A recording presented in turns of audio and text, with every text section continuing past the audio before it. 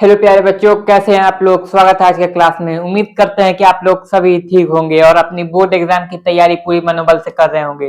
तो जैसा कि आप लोगों को पता है कि आज हम लोग जो बिहार बोर्ड में 20 अंक जो लॉन्ग क्वेश्चंस पूछे जाते हैं उसके बारे में पढ़ेंगे। लॉन्ग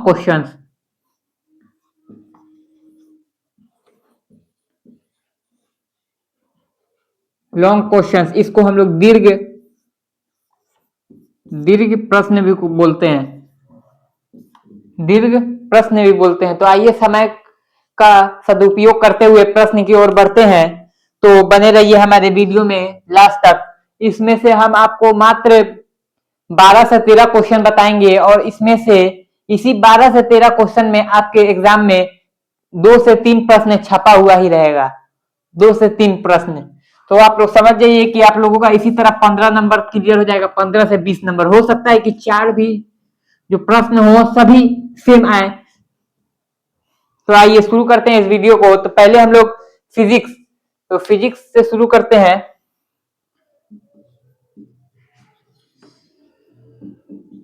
फिजिक्स, यहाँ 5 मार्क।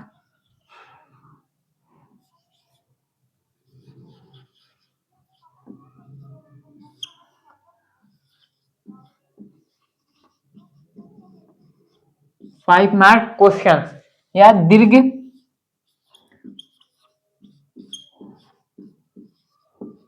दीर्घ प्रश्न। तो हमारा पहला प्रश्न है, तो ये है दर्पण सूत्र। पहला,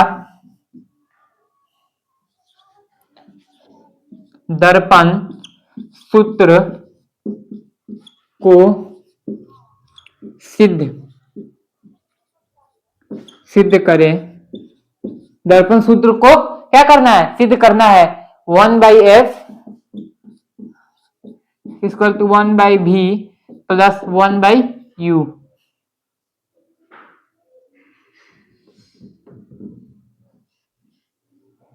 1/u। यू गलत हो जा रहा है बार बार, 1 मिनट।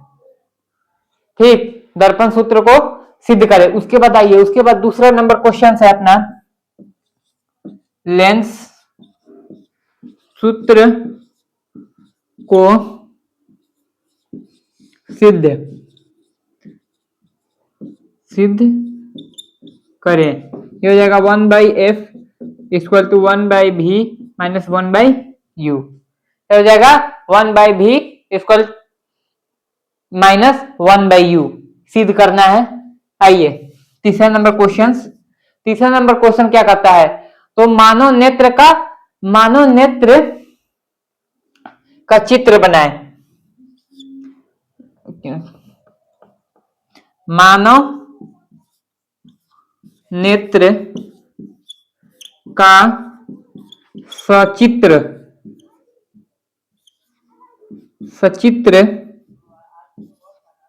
सचित्र वर्णन करें। सचित्र वर्णन करें। चौथा नंबर अपना प्रश्न है, ओम के नियम को लिखे और सत्यापन के लिए प्रयोग करके दर्शाएं। तो आइए लिखते हैं, ओम के नियम को लिखे सत्यापन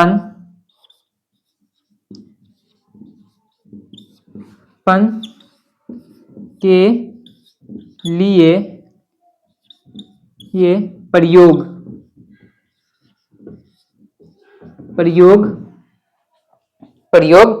करें। ये हो गया। अब अपनाइए। अब इसके बाद एक और, ये क्वेश्चन आपके एग्जाम में छपने वाला है। इस 5 नंबर, इसको आप MVBI लगा लीजिए और याद कर लीजिए। अवतल और उत्तल दर्पण में अंतर अंतर लिखें, अंतर लिखें।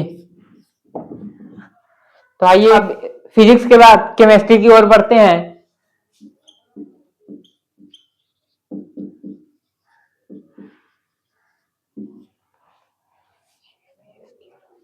केमिस्ट्री की ओर बढ़ते हैं। तो केमिस्ट्री का जो पहला प्रश्न है वो है 1 नंबर, अम्ल, क्षार और लवण, लवण की परिभाषा दे, परिभाषा उत्तर सहित, ओहो सॉरी उत्तर नहीं, उदाहरण सहित होगा,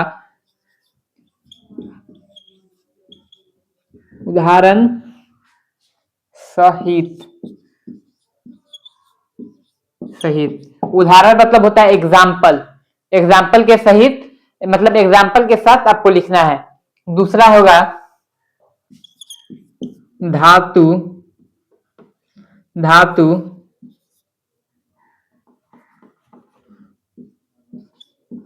और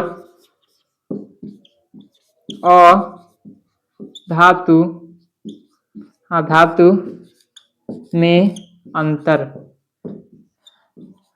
अंतर लिखें, अंतर लिखें। तीसरा नंबर हो जाएगा साबुन और डिटर्जेंट,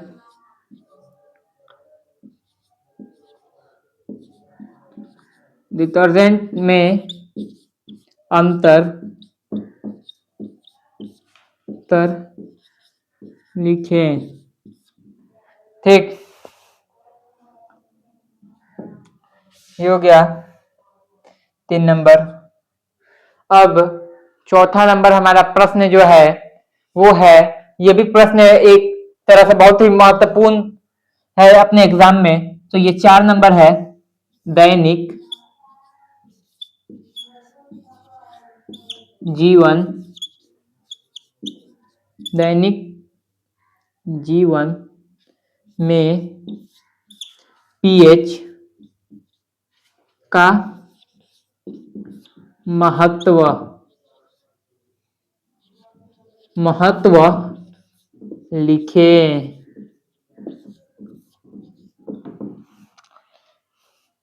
महत्व लिखे। लास्ट वाला जो है वो है विरंजक चूर्ण क्या है और इसे प्रयोगशाला में कैसे बनाया जाता है। तो ये इसको हम ऊपर वाले को मिटाते हैं।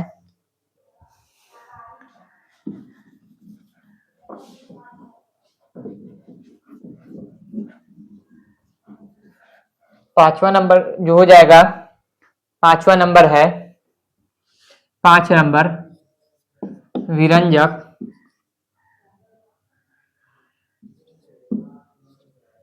विरंजक चूर्ण क्या है,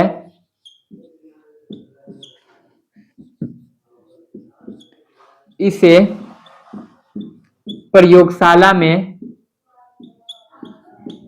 प्रयोगशाला, प्रयोगशाला मतलब होता है लेबोरेटरी, लैब जिसको आप कह सकते हैं, जिसमें केमिकल इधर से उधर किया जाता है, मतलब रिएक्शन कराया जाता है, प्रयोगशाला।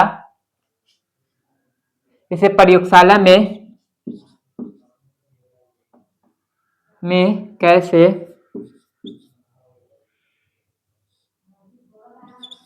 कैसे बनाया जाता है। तो ये रहा अपना केमिस्ट्री का क्वेश्चन जो 5 है। इसमें से भी इसी में से 2 क्वेश्चन आपके एग्जाम में भी छपेंगे। ये मेरा अनुभव है कि मैं वही प्रश्न आपको बताऊंगा जो एग्जाम के लिए आपके बहुत ही जरूरी हो। तो आइए बायोलॉजी के प्रश्न की ओर बढ़ते हैं। आइए बायोलॉजी के प्रश्न की ओर बढ़ते हैं। तो पहला प्रश्न है हम लोगों का, पहला प्रश्न है अनुवांशिकता क्या है? अनुवांशिकता, अनुवांशिकता क्या है?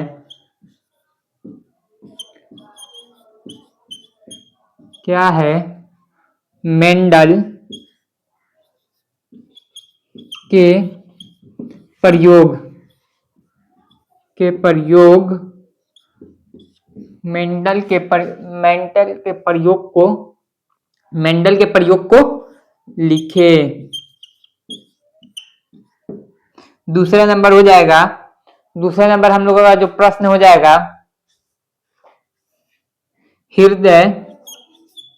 हृदय का सचित्र वर्णन,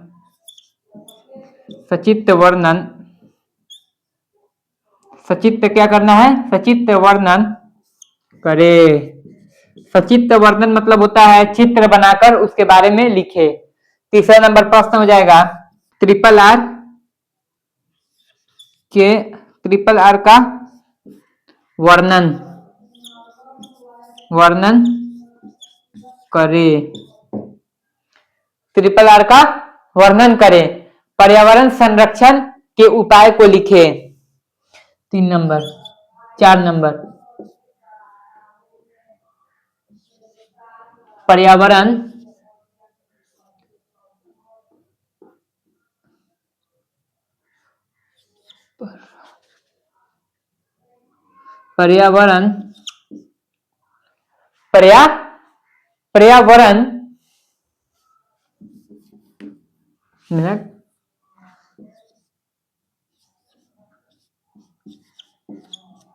वरण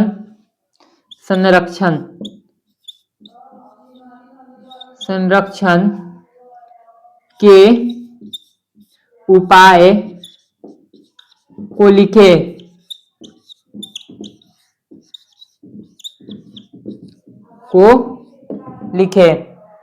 ठीक, ये हो गया अपना 4 प्रश्न।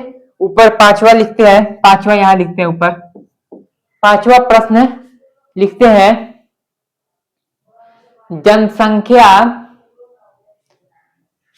जनसंख्या को कम करने का उपाय लिखे। ऐसा ही प्रश्न आता है।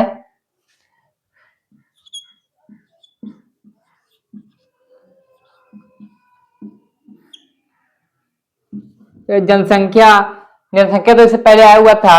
आप ये लिख लीजिए, पाचन तंत्र का सचित्र वर्णन करें। इसका भी चांस इस बार बनता है। पाचन तंत्र का सचित्र वर्णन करें। तो आशा करते हैं कि आपको हमारा वीडियो अच्छा लगा हो, तो हमारे चैनल को लाइक करें, सब्सक्राइब करें और हमें कमेंट करें। अगर आप लोगों को इसमें से कोई भी बात नहीं समझ में आई हो तो मिलते हैं अगले वीडियो में। तब तक के लिए जय हिंद।